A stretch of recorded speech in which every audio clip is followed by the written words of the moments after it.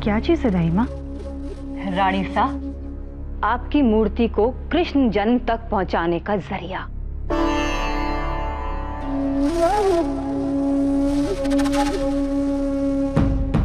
ये वो जड़ी बूटियां हैं जो हम भोग में डालने वाले हैं। कृष्ण जन्म में ना रहेगी मीरा, ना रहेगा उसका गुड्डा। एक बात बता मीरा, आज तो तुम्हारे गुड्डे का जन्मदिन है ना, उन्हें क्या भेंट दोगी?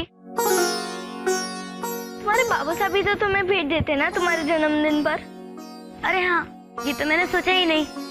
अगर एक हुड़की होता तो मैं यूं ही लेकर आ जाती, पर यहाँ कहाँ से लाऊं? हाँ, बड़ी माँ से पूछती हूँ, उनको तो पता ही होगा ना। तू यहीं रुक, मैं आती हूँ। पर मीरा, अभी तो तुम्हें तैयार होना है। रुक ना, मैं अपने गुड्डे के लिए भेंट की व्यवस्था कर लूं, उसके बाद।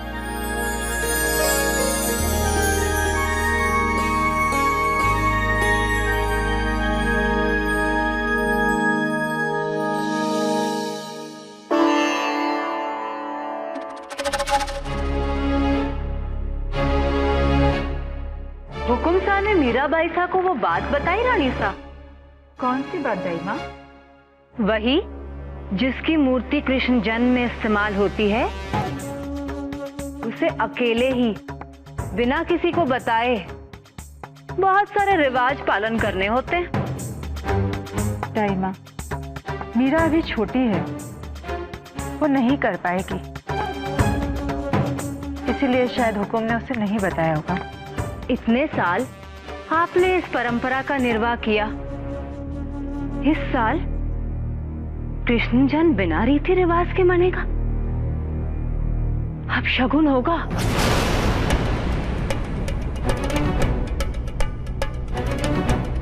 कोई अपशगुन नहीं होगा।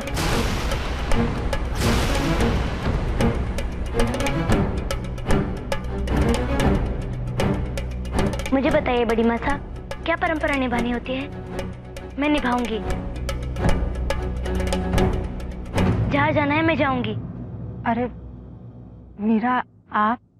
हाँ बड़ी माँ साहब, मेरे गुड्डे का जन्म वैसा ही होगा जैसा आप परंपरा निभाते आई हैं। जो कष्ट सहना है मैं उठाऊंगी। आप मुझे बताइए, मुझे क्या करना होगा? मीरा, आप अभी बहुत छोटी हैं, आप अकेले ये कैसे कर पाएंगी? मैं अपने गुड्डे के लिए कुछ भी कर सकती हूँ। आप चिंता ना करें, मुझे बताइए मुझे क्या करना होगा। हमारे गढ़ के पीछे कुछ ही दूरी पर एक तालाब है, आपको तालाब पर जाना होगा और वहां से कमल के फूल तोड़ने होंगे जो पूजा में रखे जाएंगे। आपके गुड्डे को कमल और कदम के फूल बेहद पसंद हैं।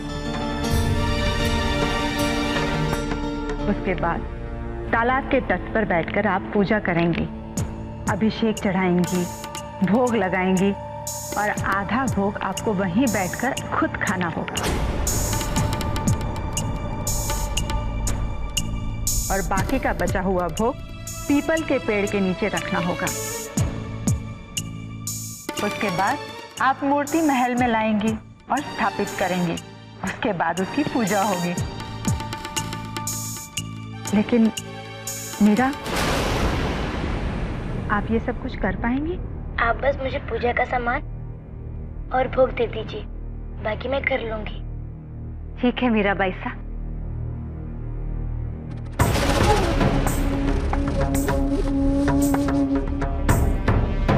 आपने ठान ही लिया है तो,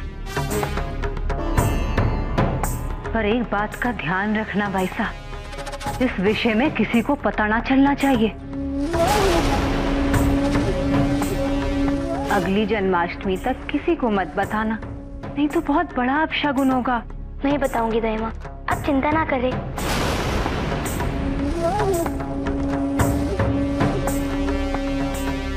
मेरा बेटा, आप जिसे अपना गुड्डा कहती हैं और हम सब कन्हैया, वो आपकी इस श्रद्धा से बहुत प्रसन्न होंगे।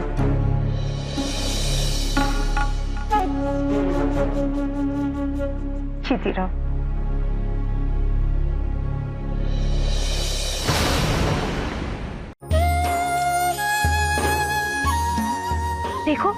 तुम्हारी भेंट के लिए मैं कितना बड़ा कदम उठा रही हूँ और इतना कुछ कर रही हूँ, तो तुम भी कुछ करो।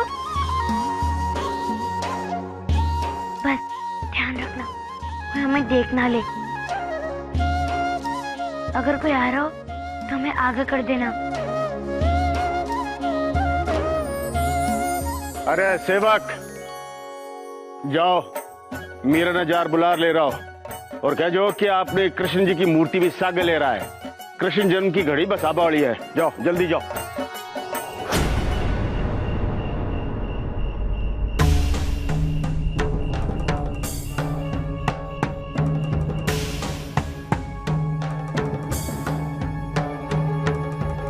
बेटा मुहूर्त को बखत हो गो, मीरा कट्ठे रहेगी, आप उन्हें देखो के?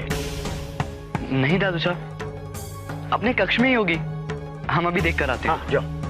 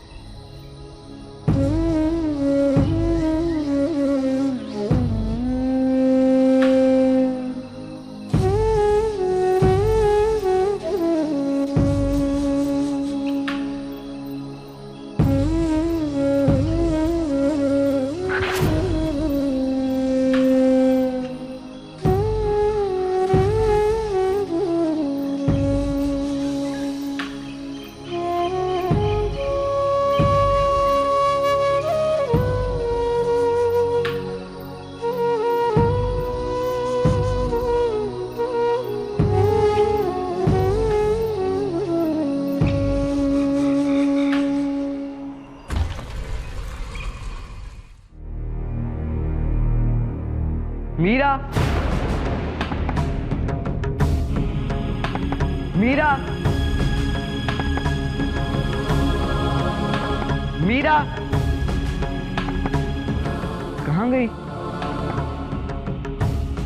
उसका गुड्डा भी नहीं है यहाँ। लगता है दादू साहब के पास पहुंच गई होगी।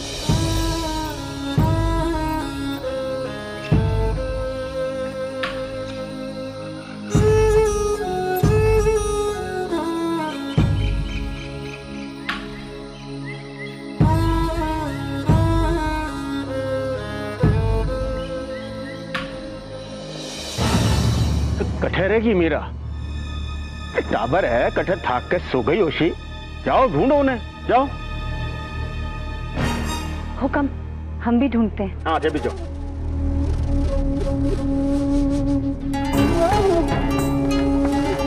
मीरा भाई साहब, कहाँ हो आप? सब कितने परेशान हो रहे हैं।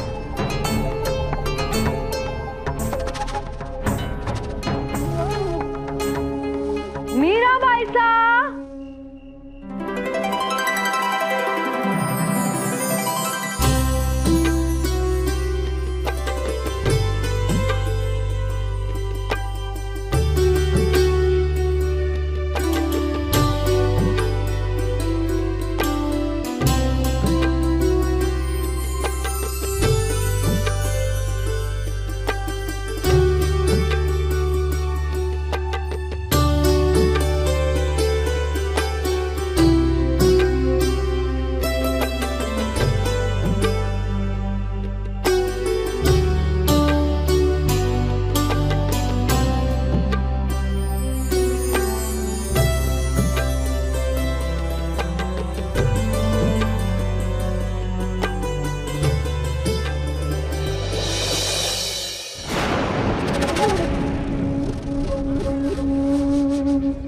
अम्मा हुकुम, मीरा भाई साहब कहीं ना मिली। सारा का सारा बेकार ही चिंता कर रहा हो, मेरा कठाई को नहीं जा सका है। थोड़ी प्रतीक्षा कर लो, वो आ जाशी।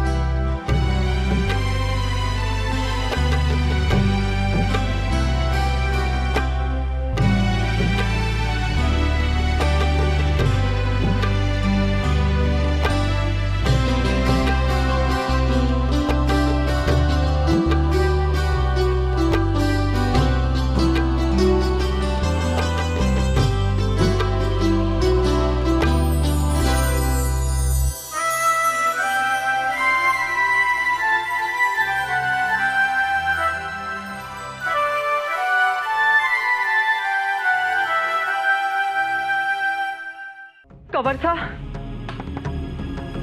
सा, मीरा अपने कक्ष में नहीं है। क्या? हाँ, और उसकी कृष्ण की मूर्ति भी वहां पर नहीं है। रात के इस समय मीरा कहाँ गई होगी?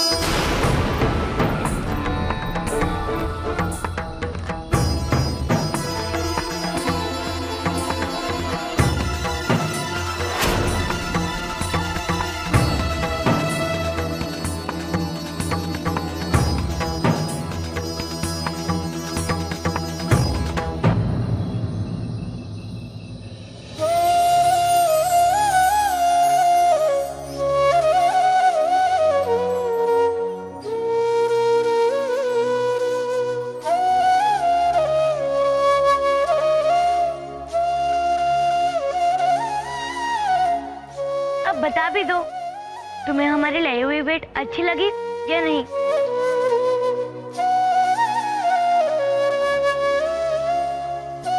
बोलो ना।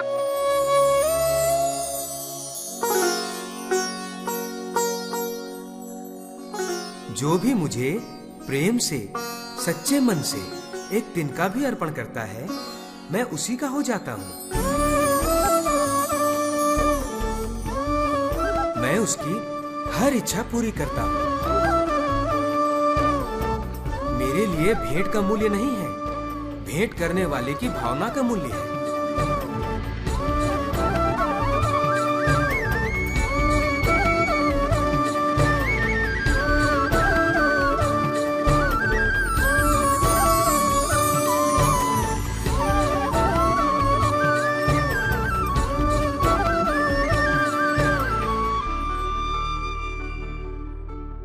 आओ बेटा। बाबू साहब से कुछ बात करनी है, सर आइए। क्या बात है बेटा? बाबू साहब वो मीरा गढ़ में नहीं है। ये आप क्या कह रहे हैं देवर साहब? अभी कल ही तो आई, उसे ठीक से गढ़ के रास्ते भी नहीं पता। कहीं खेलते खेलते पीछे जंगल में तो नहीं चली गई? कहीं को नहीं होशी थे, यूं ही घबरा रहा हो। मीरा अठे महल में ही होशी कठे जा सके है। अब बेटा जयमल थे जाओ, यार ललिता के पास देखो, वो उनके साथ खेल रही हो सी। जाओ बेटा। जी।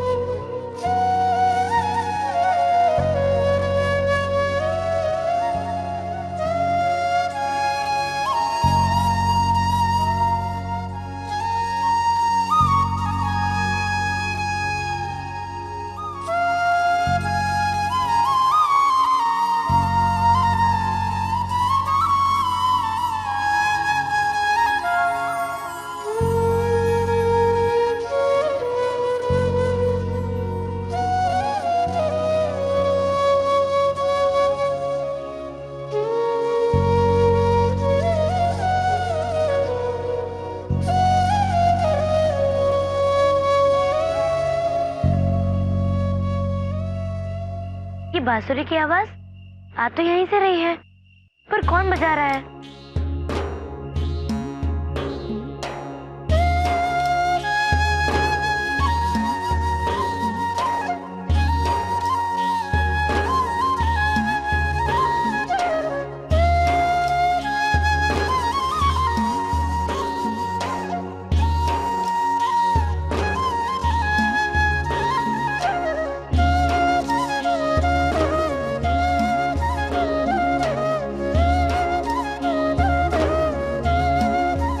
जी